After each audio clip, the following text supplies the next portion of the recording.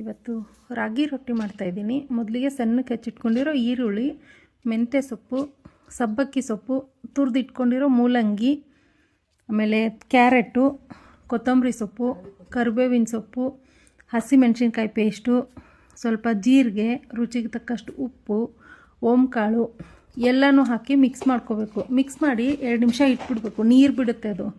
ಆಮೇಲೆ ರಾಗಿ ಹಿಟ್ಟು ಹಾಕಿ ಕಲಿಸ್ಕೋಬೇಕು. ಅದು ರಾಗಿ ಹಿಟ್ಟು ಸ್ವಲ್ಪ ಡ್ರೈ ಇರುತ್ತೆ, ಬಿಸಿ ನೀರು ಹಾಕಿ ಕಲಿಸ್ಕೋಬೇಕು, ತಣ್ಣೀರು ಹಾಕಬಾರ್ದು.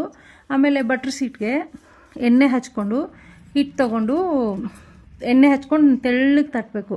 ತೀರಾ ಮಂದ ಆದರೆ ಚೆನ್ನಾಗಿ ಬರಲ್ಲ. ತೆಳ್ಳಗೆ ತಟ್ಟಿ ತವೆ ಮೇಲೆ ಎಣ್ಣೆ ಫುಲ್ ಸ್ಪ್ರೆಡ್ ಮಾಡಬೇಕು, ಇಲ್ಲಾಂದರೆ ಅಂಟ್ಕೊಂಡ್ಬಿಡುತ್ತೆ. ಮೊದಲನೇದು ಬೇಯಿಸ್ಬೇಕಾದ್ರೆ ಸ್ವಲ್ಪ ಎಣ್ಣೆ ಚೆನ್ನಾಗಿ ಅನಿಸ್ಬಿಟ್ಟು ಅದ್ರ ಮೇಲೆ ಹಾಕಿ ಒಂದು 2 ಸೆಕೆಂಡ್ಗೆ ಪೇಪರ್ ಎತ್ತಬೇಕು.